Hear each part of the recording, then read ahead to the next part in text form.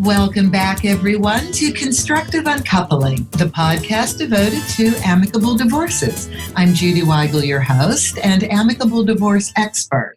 Why? Because that's all I do as a divorce mediator and document preparation company. I specialize in amicable divorces.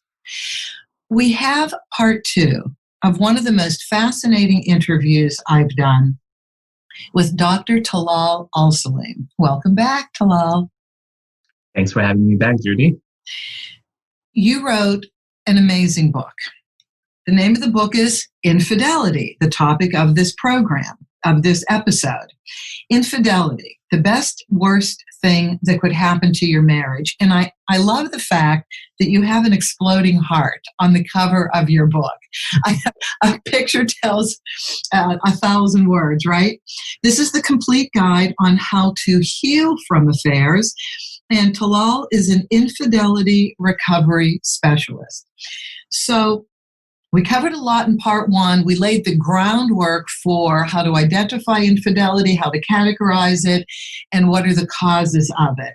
So on this episode, we're going to talk about why closure, the right type of closure, is important, and why understanding why the infidelity happened, why that's important to carry on, either to stay together or to separate. So let's pick up on this. Why is it important to have the right kind of closure? Well, I always give the example, and I don't know if some of your audiences were old enough to remember the Kelly book Blue value for a car when your car gets in an accident, and how do you determine how much your car is worth, right? We use it in divorce to evaluate assets, vehicle assets, yes. Okay, perfect. So I feel kind of like, when you have something as devastating as infidelity that happened to you in your relationship, it is really important to assess the damage, right? To see if this can be repaired or not.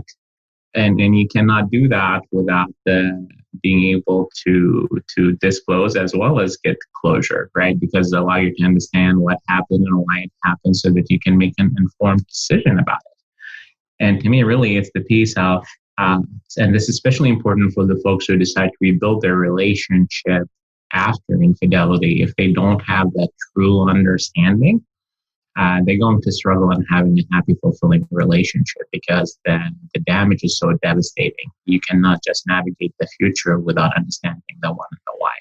But even if they don't decide to stay together and move on to other relationships, for those who are fortunate enough to sever ties and not have to have mutual assets or co-parents, they might also struggle in carrying these trauma with them in future relationships. So if the unfaithful doesn't understand what happened and why it happened, there is a big chance that pattern might repeat itself in future relationship. The betrayed might struggle with starting a new relationship with not trusting anybody, right? Because they've been betrayed from before. And also, if there was a relationship factors that led to the infidelity, that's going to get swept under the rug. But even for the couples who decide to separate and they still have to be in each other's life because of co-parenting, how can they co-parent effectively? Because they still have some kind of partnership if they don't really understand what happened, why it happened, and own up to the part that they both played to ending the relationship. And again, that doesn't minimize the responsibility of the unfaithful. As I said in the last episode, the unfaithful is 100% responsible for acting on whatever dysfunction, whether it was relationship, individual, or sociocultural, that's related to infidelity. But it is important for everybody to own up to the part that they played to leading to that point. Not the infidelity piece, but to set the stage to the infidelity. So to stay or not to stay, that is the question. How do you determine that? Well, that's the $1 million question. So this would be a good segue to talk about the milestones first, right? So first, I guess, let me start with this. In order for couples to heal from infidelity, they have to go through a very specific milestone to help them to figure out what is the best path for them, which would be a good point for me to highlight what is infidelity counseling and what is the purpose of it. So infidelity counseling is a subfield of couples counseling that my work through systematic affair recovery therapy, the model that I developed, is kind of pioneering this subfield. And the purpose of infidelity counseling, the way I see it, is not necessarily to repair the relationship. It's really to help the clients understand what happened, why it happened, assess the damage, and choose the appropriate path of healing for the two of them. So the purpose of infidelity counseling is not necessarily to repair the relationship. That can be a potential outcome. The main purpose of infidelity counseling is to process the trauma of the affair and heal from it and make sure it doesn't define the rest of your client's life. Right? Right. So this leads to, how do couples navigate this? So just kind of to give a background of why systematic affair recovery therapy was developed, which set the stage of outlining the steps. When I was a younger clinician, I promised myself that I want to give myself a well-rounded clinical experiences because I wanted to learn about myself as a person, as a clinician, weaknesses and strengths. So I got the opportunity to work with almost any level of care that you can think of, inpatient, outpatient, anything in between, with all different client population. And because every place that you work for, they have different populations, so they end up to training on their own modality of treatments to help serve their client population. So at the end of that journey, I accumulated a lot of clinical tools through all these different certification training that I have taken. But also I realized that the client's population that I'm passionate about is couples. And when I began to set my private practice, I began to realize that a lot of the couples, they don't come to couples counseling because they need a tune-up. There are some who do, but most of them, they're coming to couples counseling because they're in crisis. And a big portion of those are in crisis because they're dealing with infidelity. When I looked at all this extensive toolbox that I have, none of the tools that I have were tailored designed for infidelity, right? And it was, to me, it was mind-boggling. It's like, wow, so we have such a prevalent, devastating issue, but we don't really have a tailor-made tool to help couples navigate this process.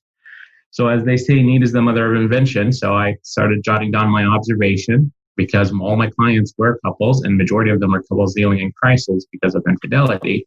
I began to see very universal theme that all my clients have shared in their struggles of recovering in infidelity. And this was the case with the clients I worked with who came from different backgrounds, different cultural backgrounds, different age groups, different type of relationships. They all seem to be struggle on very specific steps. And those universal struggles kind of set the stage of the milestones that developed the systematic affair recovery therapy model that outlines the steps that couples need to go through in order for them to make an informed decision about how to heal. I know that was a long story, but I wanted to give you kind of the foundation behind it. So bring it back to, briefly to describe the milestones in terms of what couples go through. So there are 7 milestones in the clinical process. The first one is setting the stage for healing. And this is really important to focus on. The clinical objective in that stage is to make sure that the clients have the optimal environment for recovery. Right after the discovery of an affair, people make a lot of mistakes, and those mistakes could potentially change the potential outcome that they can have when it comes to making a decision about repairing their relationship. So it is important, right after discovery of infidelity, is for people to seek help right away, to make sure that they're working with somebody to help them have the right environment that will help them make the right decision without causing any complication. So a common mistake people make if they didn't have this stage is that they reach out to the third party, right? After the discovery of the affair, you feel like that oftentimes the betrayed want to reach out to the third party and want to reach out to the third party and the third party's husband or wife because I shouldn't be the only one who's suffering. They need to know, right? Oh, you're absolutely right. I didn't think about that. Yes. So why they want to reach out to the third parties? And it's not just only sometimes that their partner needs to know, but also sometimes I want to know what happened. I can't trust my unfaithful partner who is deceptive, and I need you to tell me the story, right? Now, this can be problematic if you don't intervene early on and tell the betrayed that they shouldn't do this. I've seen this in a situation where the third party exaggerated the story, right? And told all these lies that did not happen. And I've seen sometimes where they minimize what happened and told a completely different innocent version of what the story is. And that could impede the whole process, because if you have other individuals with their own agendas and motives, they can give you a different narrative of the affair, which means that whatever decision that you make about the future of your relationship is not going to be the right decision because it's based on, questionable information. So that's just one of the many things that happens in that stage, is to help the clients kind of agree on some of the logistic that will make sure it minimizes problems for them. Another common mistake people make is that they involve their kids in the exposure to the infidelity. That's problematic on many ways. So when research shows and clinical work shows is that when kids are exposed to parental infidelity, they have short-term and long-term impact. The short-term impact, it affects what alliances that they have. Somebody's going to side with the unfaithful. Somebody's going to side with the betrayed. Sometimes they get triangulated and they become the messenger between the two. Sometimes they get used as a pawn. And I'm sure you see this in mediation too, right? In terms of twisting arms. Well, right, because in the overall marital settlement agreements, there's actually a family code that we have to write in there to say you're not going to use your children as messengers. And the easy answer is it's not their divorce. It's not their marriage. It's not their relationship. Their relationship is a parental-child relationship, very one-on-one. They have nothing to do with how their parents interact with one another, nor should they. That is correct. And this is important to highlight, not only that if the offsprings are children, even adult offsprings also can be impacted by this. It's like I said, not only that it affects what alliances people have to which parents, but also it affects the sibling relationship to one another. Siblings sometimes usually fight to say, why are you siding with mom? Why are you siding with dad? Right? It causes all these problems. Yep. Long term, it affects their view about what relationships are, because most people usually see their parents as the primary relationship figure, right? So oftentimes, so again, it depends on how it's handled. So it either could send the message that infidelity is okay, mom did it, dad did it, so therefore it becomes a cultural norm. Absolutely. Or it becomes an issue of if I can't trust my parents to be faithful, how the heck am I supposed to trust a significant other in the future to be faithful for me? So they might enter relationships distrustful of the people they bring into their life and set the stage for dissatisfaction in future relationship. So that's usually kind of the focus on that first milestone, setting the stage for healing, is to help couples kind of prevent making those mistakes and educate them. Can I ask one question, please, about not talking to the third party? Is there any value in talking to the third party if done the right way? Is there a right way and any satisfaction towards healing that can come from talking to the third party? I struggle with that too, because again, I don't like to think of absolutes, but unfortunately, I have not seen a healthy need driving that, nor a successful execution of that. Because other motives for people to reach a third party is because I want to tell you, leave my man, leave my woman alone. Okay. And I cannot imagine somebody to be able to do this without dealing with verbal assaults, physical assault, damage of property. Another complicated factor that people need to keep in mind. Remember, we said a lot of affairs happen in the workplace. Statistics says 36% of affair partners or third parties are usually happening in the workplace. So when you reach out to that, it creates an HR nightmare.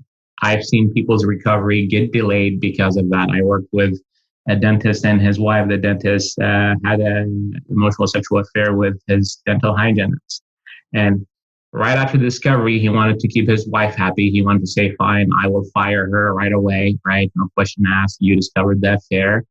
And what happened is that she filed that wrongful termination suit, right? That prolonged, they had to go to court for 2 years, reliving the trauma of the affair in the most excruciating detail, text, pictures, right?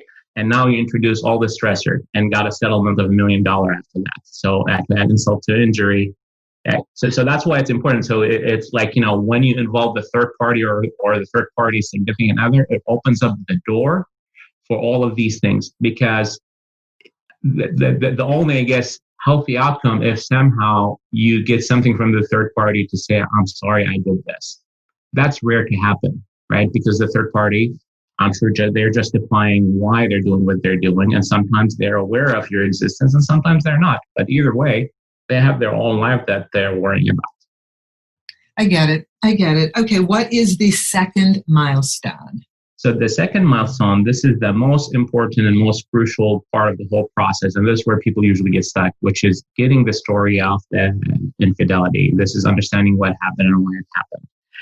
Most people usually get stuck because they either don't do it or they do it poorly. And this is challenging for clinicians as well as for clients to do. The clinical objective is to get the true narrative of what happened and when it happened. The trick is to make sure that you're choosing the right level of disclosure, because not every detail is important, right? It's the details that are necessary to understand the what on the why versus creating unnecessary images. And this is challenging for the unfaithful, both the unfaithful and the betrayed. The unfaithful sometimes says, well, I want to say what happened and why it happened, but I'm worried that, how are you going to use this information against me, right? If I hear all this stuff and we end up not working out, what's going to happen is you're going to use it in child custody, court proceedings, so on and so forth. So we have to make the agreement that, the sole purpose of sharing the story is to help us make an informed decision about the future of the relationship. And I always tell my clients, I don't write letters, I don't write recommendation. If we're going to share the story, it would be for the therapeutic clinical purpose. Another anxiety non-faithful have is, what if I share this information and, I'm going to further traumatize the betrayed? And I always say, well, it's already too late, because, your partner's already traumatized because they discovered the affair. You can continue to lie to them or do something worse, which is giving the truth by a dropper, right? That means that every week I reveal something new and prolong their misery. Or we can get it all out in a safe environment, and we know it's going to be unpleasant and we know it's going to be uncomfortable, but we're going to agree that we're going to use this information and how we process all these emotions about it in a healthy way that will help us get unstuck and make a decision about the relationship. So part of the getting the story is, again, helping the unfaithful connect the dots, the thoughts, the feelings, and the motivation behind what they did, but also showcasing to the betrayed as well that the unfaithful is able and willing to take some of those difficult steps of facing the things that they have done. There is a power, a therapeutic value in seeing your unfaithful partner doing this, because it's going to be difficult for them to do that, because they don't have to tell you. They're taking a risk and they're being vulnerable, and they're being vulnerable during a difficult time. And showcasing this vulnerability is important, especially if you want to rebuild trust with this person. That's kind of just a Cliff Note version of what happens in the getting the story. The third. Go ahead. May I ask you a question about that? So when you have the couple in the office for the first time, do you want the whole story to come out at once? Is that what the first session, or how do you present the story? How do you regulate that? Great question. So getting the story doesn't always happen in the first session, depending on the circumstances and how explosive the situation is. Before I take on clients, I always say, you need to educate your clients about what this entails, because a lot of times people drop out of counseling, couples counseling, infidelity counseling, because they don't really know what the process is and they have unrealistic expectation. If you tell them what the process is and they're prepared for it, they're more likely going to be able to stick to the process because it is clear to them. That the first session is really kind of talking about what is the purpose of infidelity counseling, educating them, making sure that we all have the same definition of infidelity, because if we don't even agree that what happened is infidelity, we cannot move any forward, right? Okay, we never touched each other physically. We just were on the internet. Perfect. Right? That is a common thing. So I guess we have to talk about definition right now, because I don't think we got a chance to define infidelity in our last episode. Okay. So before anything else, people come to counseling as what? Because they have an issue to deal with. We have to agree on what we're going to call this issue, because if it's infidelity and we're calling it, oh, it's not infidelity, I was just doing something stupid or just doing something inappropriate, then we just minimize the big problem, right? But if it's actually not infidelity and it's something else and we called it infidelity, then we just exaggerated a smaller problem. So how do we define infidelity? So researchers cannot agree on how to define infidelity. Clinicians cannot agree how to define infidelity. And the average person doesn't know how to, they're not agreeing on how to define infidelity. So this was the first puzzle that I had to solve and as a clinician to kind of say, well, where do we go from here? So here's how I define my infidelity. And I believe in the last episode I talked about So this definition is based on what?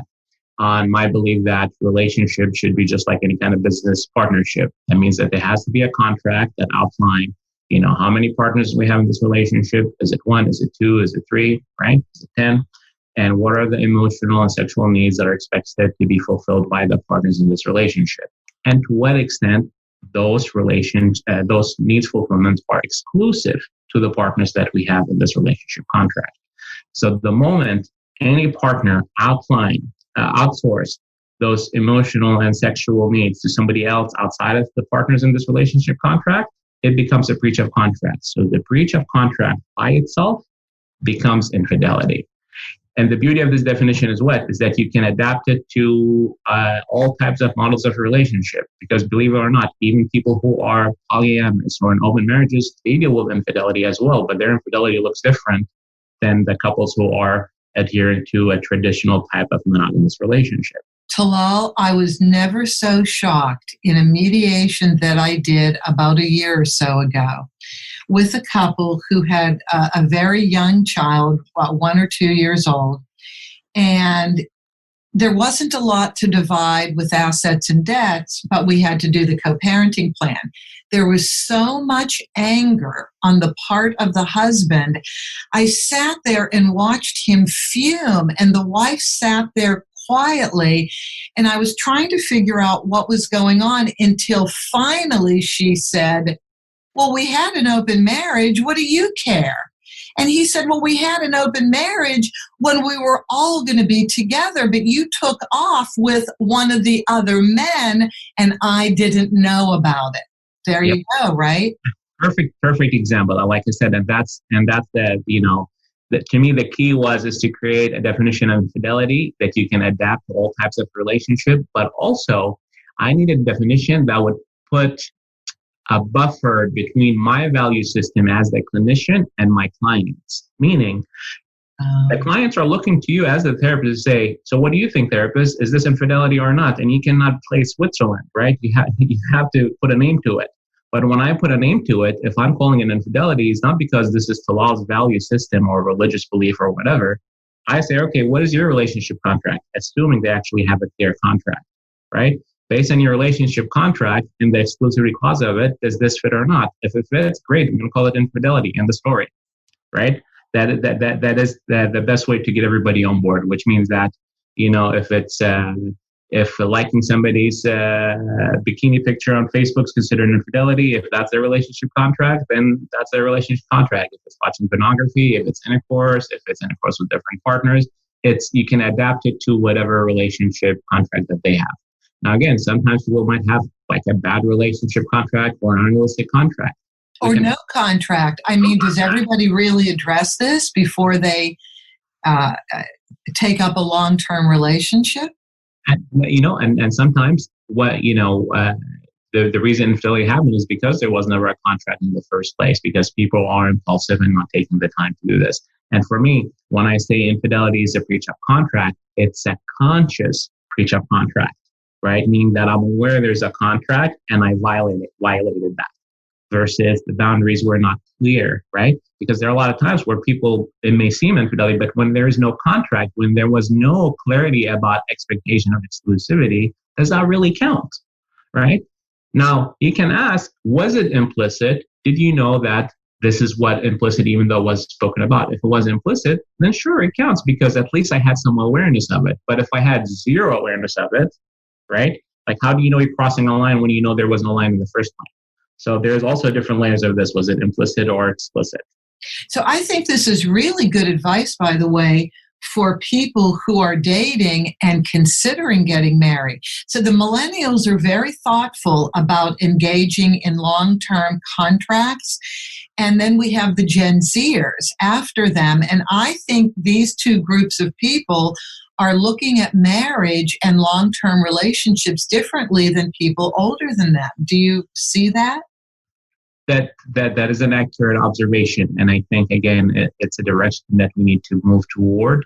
And I actually, the couples who are either in open marriage or polyamorous, they tend to also be better in that department of having to be clear about their contract. And I think simply because they cannot afford not to, because of the complexity of those models of relationship. But I think whatever relationship model that you identify with, clarity is key. And a lot, again, to me, a lot of times people shy away from it because, well, it just sounds silly. Some people don't even like the concept of a contract. And I say, well, contract, that does not mean obligation in that sense. You're willingly entering that contract.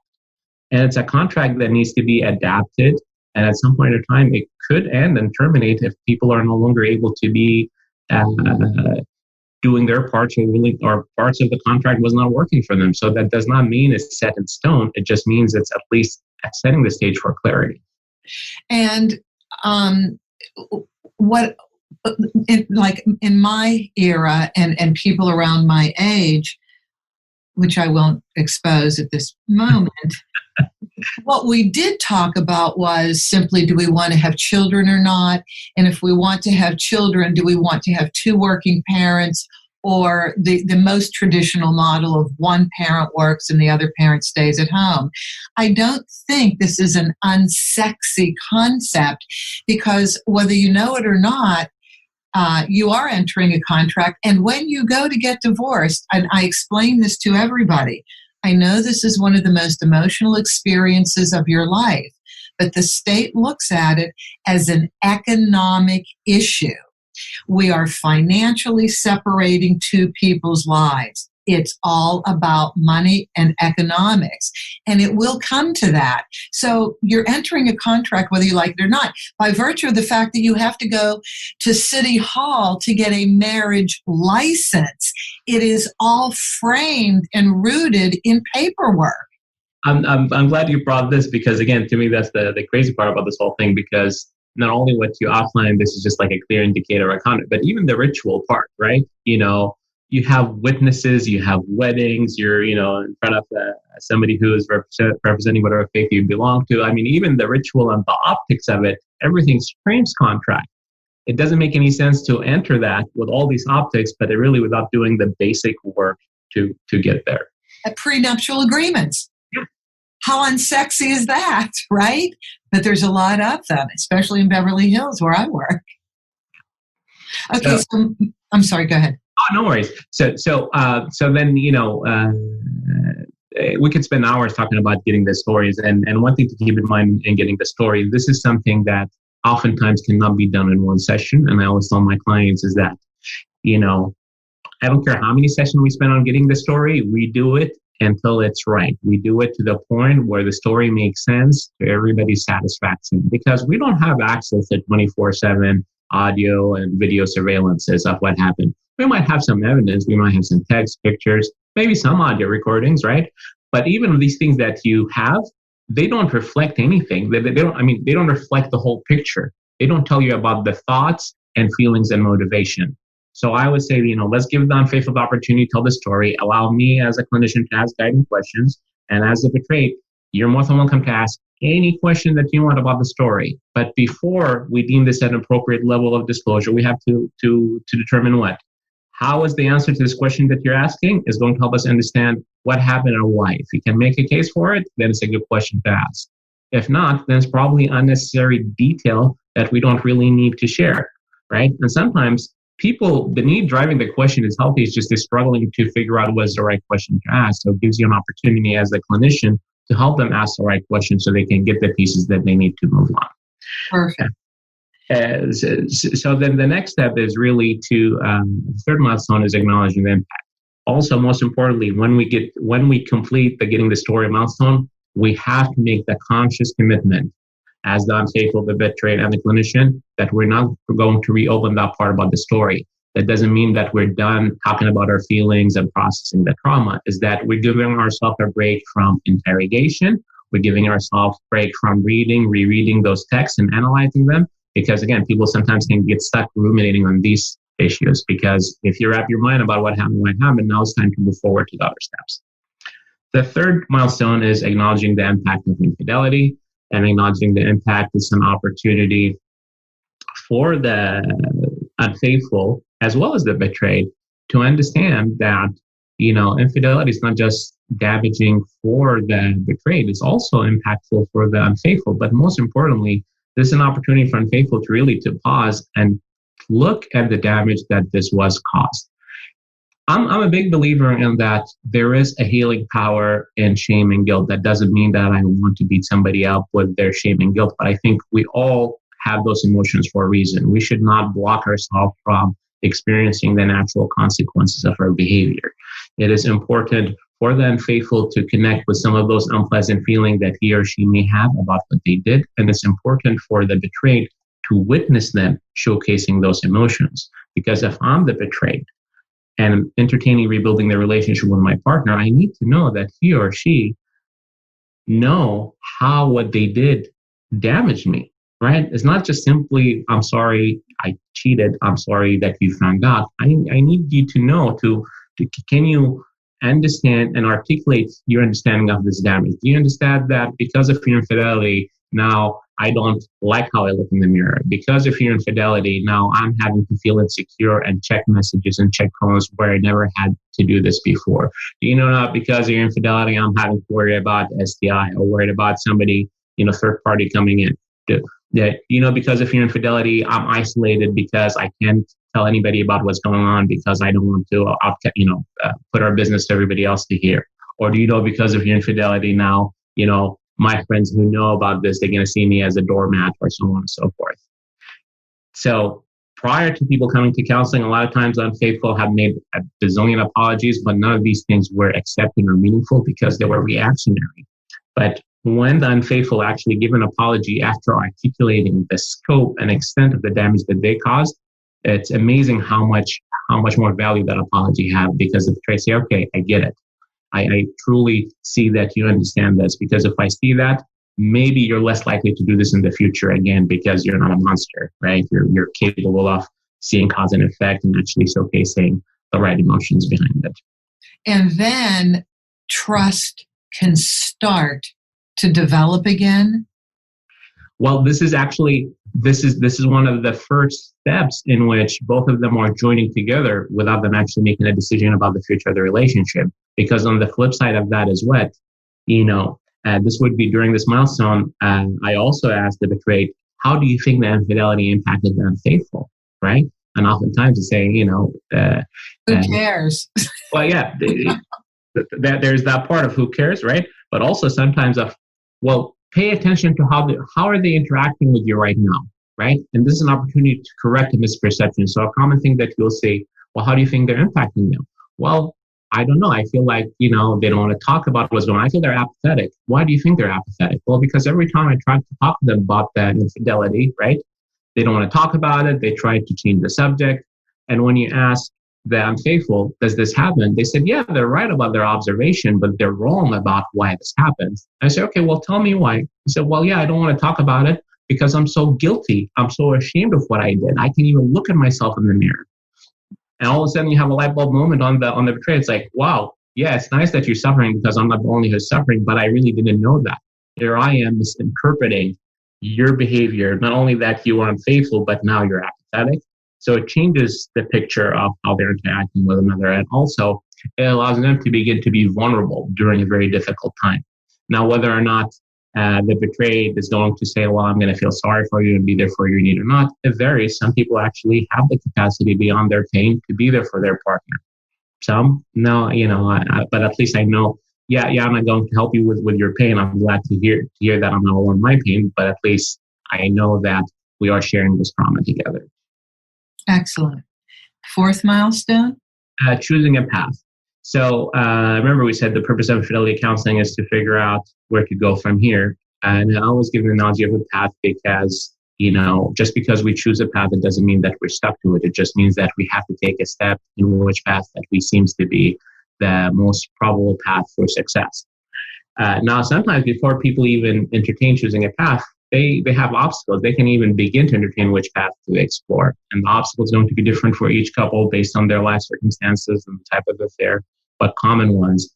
While I can't even choose a path because I'm worried about what people don't think. Sometimes I'm worried about choosing a path is what if it's the wrong path? So before you even choose a path, you have to identify from your clients what are those obstacles and do we have concrete ways to overcome those obstacles? But aside from identifying the obstacles that get in the way of choosing which path to choose, how do we make this decision? I don't have a crystal ball to say which one is going to be the best path for you, but that doesn't mean we roll the dice and just blindly choose. So there's 3 facets that I have found helpful and valuable that will help couples identify which one is the better path for them. So the first one is the relationship history prior to infidelity. There is 2 categories of couples who come to couple counseling or 2 categories of couples who come to infidelity counseling. There is the one who had it and lost it, and there is the one who never had it in the first place. Had what? I'm sorry. The one who had it and lost it, and the one who never had it in the first place.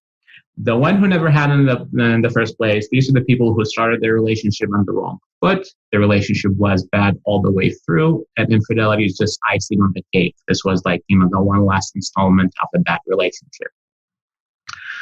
The couple who hadn't lost it, these are the couple who started a relationship on a healthy path. There was a point they recall in which the relationship was healthy and satisfactory for everybody, but life got in the way, and now they're finding themselves in a situation where dealing with infidelity.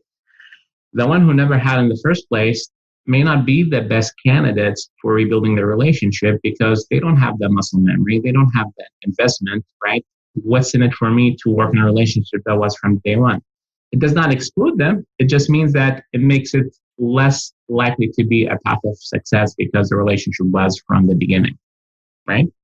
Right, and it allows them the opportunity to resolve something that needs to be resolved, I guess. Sure. And it's really, identifying, why do we even start the relationship and didn't really have to get to this point before we separate. And that's why I'm saying that even if the end conclusion that we separate, at least now we're separating and we get closure of why we're separating rather than being stuck on this dysfunctional relationship. Right. And then each person can use that as a springboard for a new relationship. Let me not make this mistake again, choosing somebody that isn't nurturing, fulfilling, and the right person for me. Correct. Okay. Well, like I said, being in that category by itself does not disqualify just one thing, one thing to consider in terms of a predictor to which one a better path. The other area of assessment that I look at is how do people do in the previous milestones of recovery that we have discussed? How do they do in honoring the agreements that we made and setting the stage for healing, right? By not reaching out to the third party and causing problems. How do they do in getting the story? Is the unfaithful is actually transparent? Is that the unfaithful is open and honest about what happened? Or is he or she are shying away from uncovering those truths and being deceptive and lying throughout the whole process? How are they doing in acknowledging the impact? Do they truly get the damage what they did? Do they get that damage and showcasing the right emotions? If they're failing in those previous milestones, then they're probably not going to be good candidates for rebuilding because they couldn't even do the basic fundamental building blocks for rebuilding a relationship. The third area of assessment is the type of the affair as well as the actual causes of the affair. And for this one, there is no right or wrong answer. It's going to be different for each couple and each individuals based on their life experiences and worldviews. For some, sexual affairs are forgivable, emotionals are not. For others, it's the other way around. But when we also look at the causes of infidelity, some people might be willing to rebuild a relationship if the cause was relationship factors.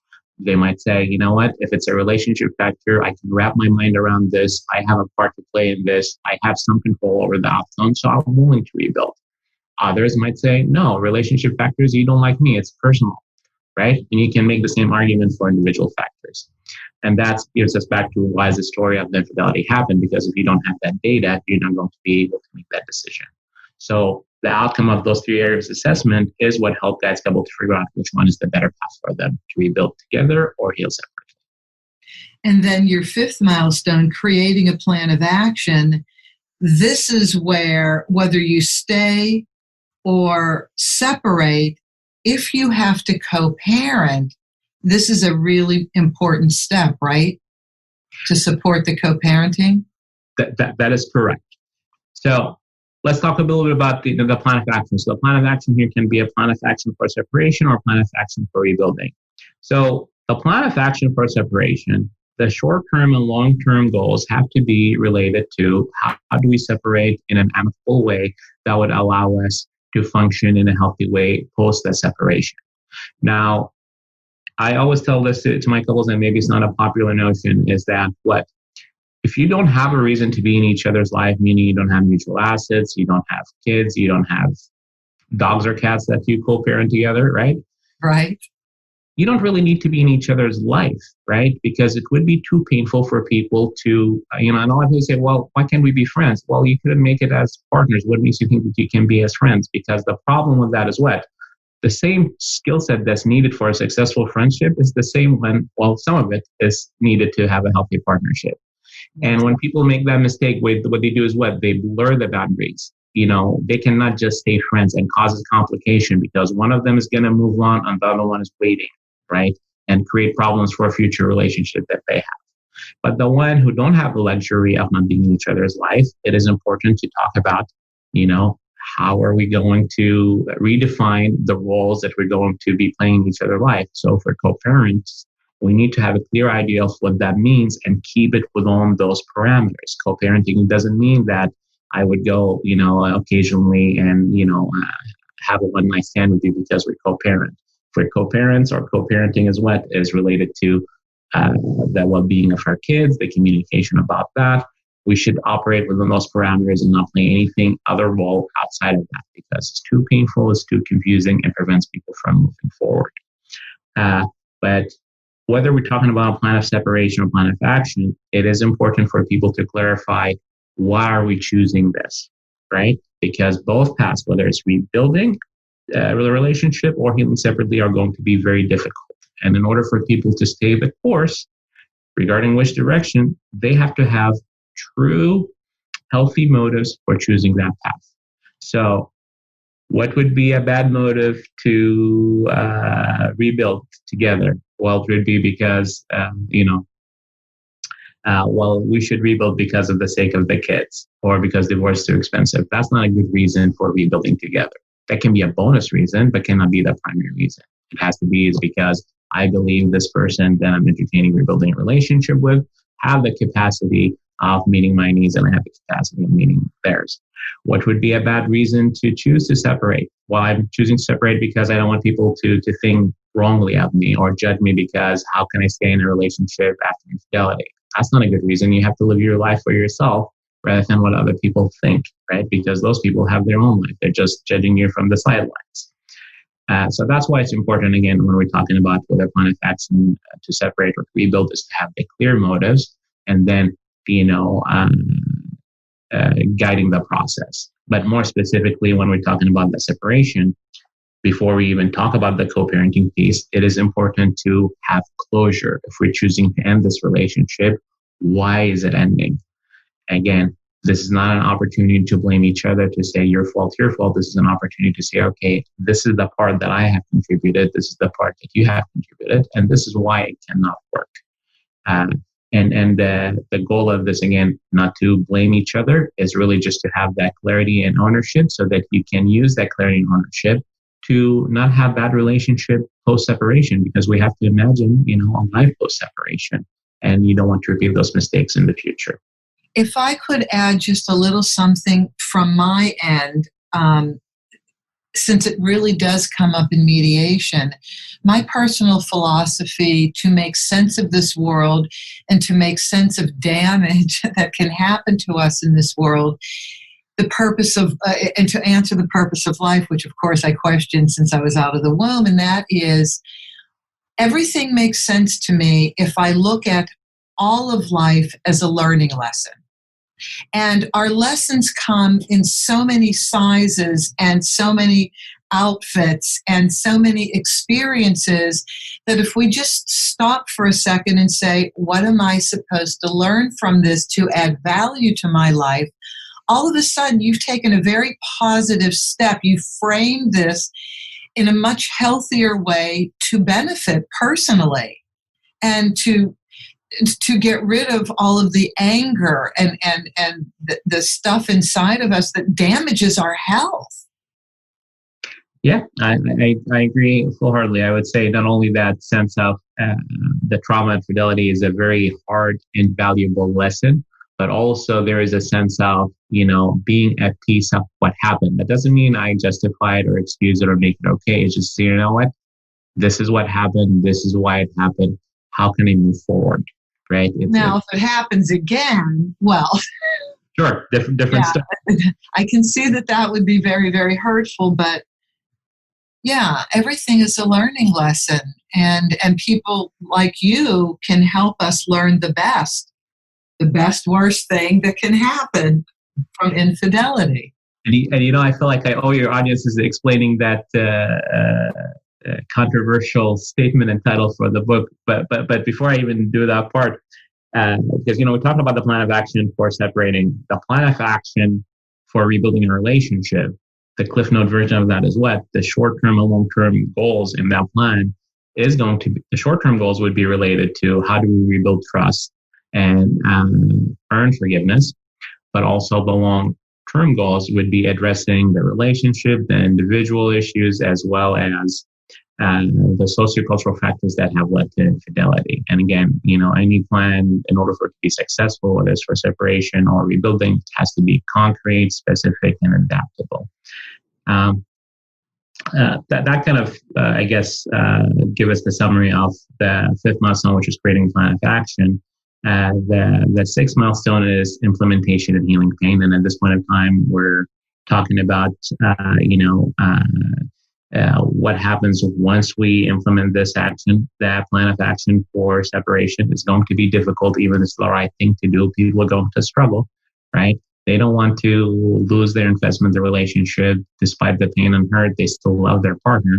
So this is the time where people need to surround themselves with a good support system, seeking the right intervention to help them make this transition.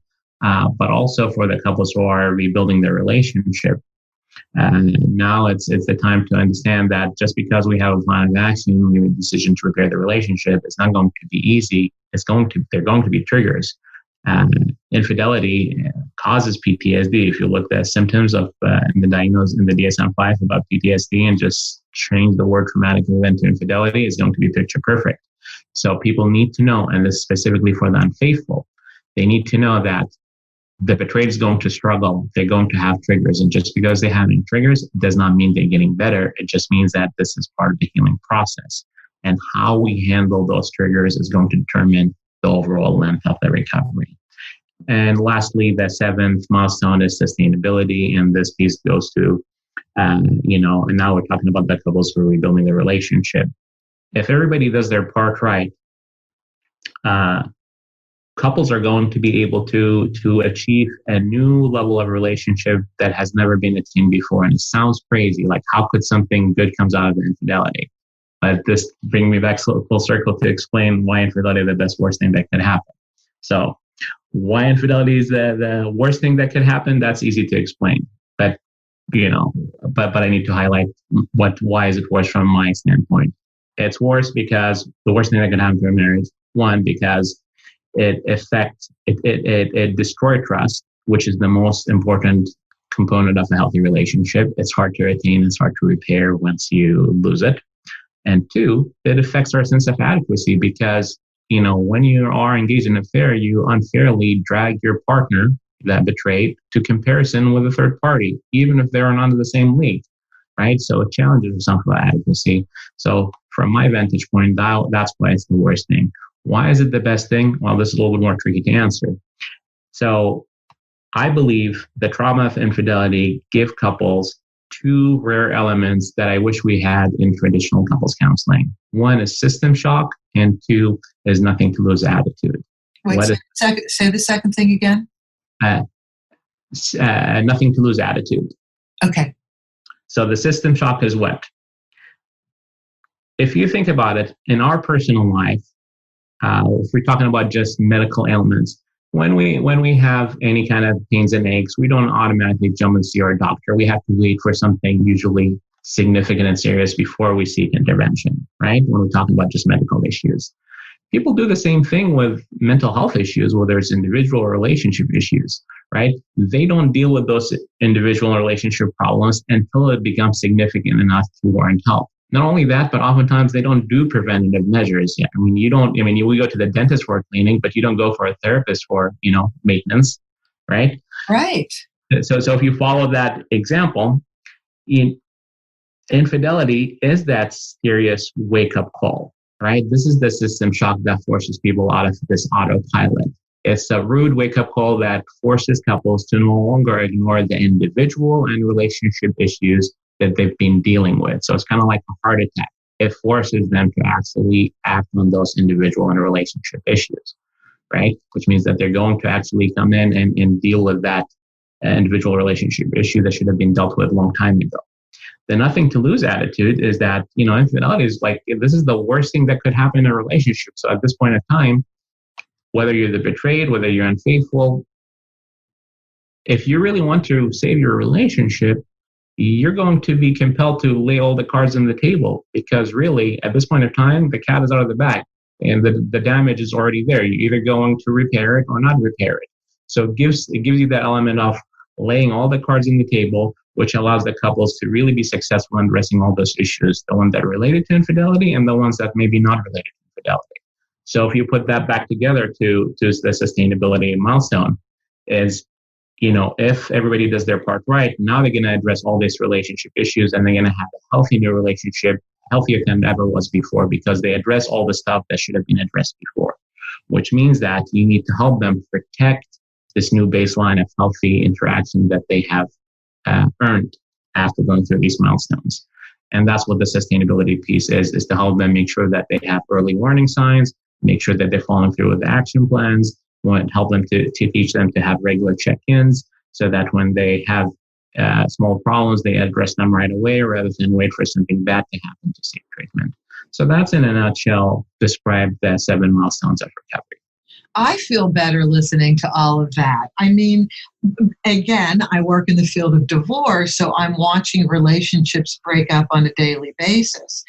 But just to know that there is movement forward when trust is broken, to either co-parent well, because you have to stay in each other's lives for that reason, or regardless of children, as you said earlier, and you want to continue the relationship, that insecurity that circles around the issue of trust is just so important to deal with.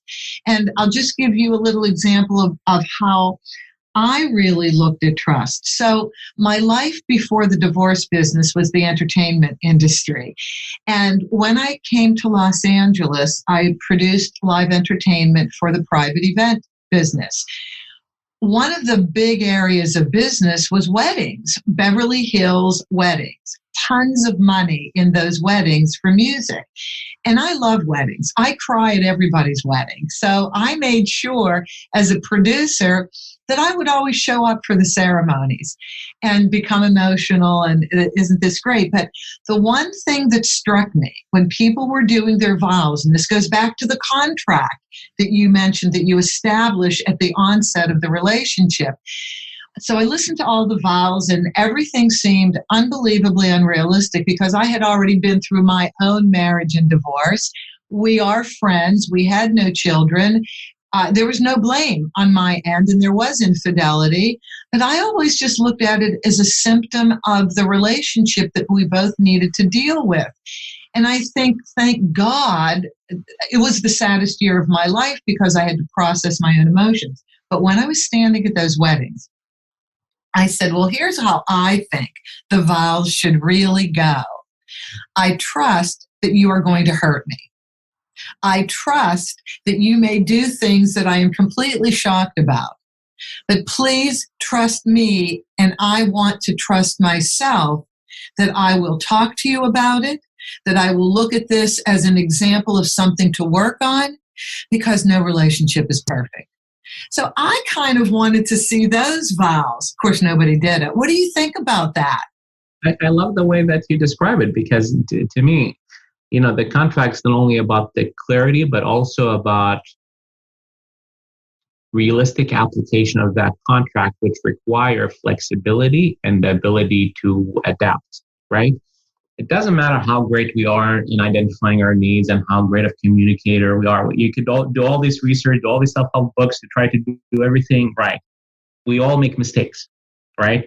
And, we are going to hurt our partners, whether intentionally, unintentionally, or a combination of both, is to be able to, how do we handle these issues when they are small, and we actually walk away with a learning experience where we've changed that, versus that I'm sorry and I hurt you. Yes, entering the premise that I'm not perfect, you're not perfect, but guess what? We can be imperfect together, and we can both grow together as long as we're open, vulnerable, and transparent.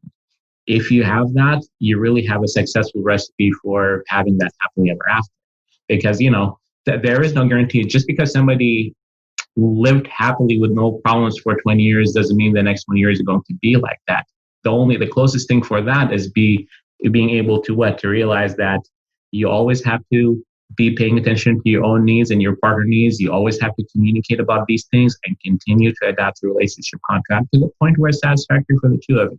If you achieve that, that is the closest recipe that you can have for that happily ever after, is awareness, clarity, and adaptation.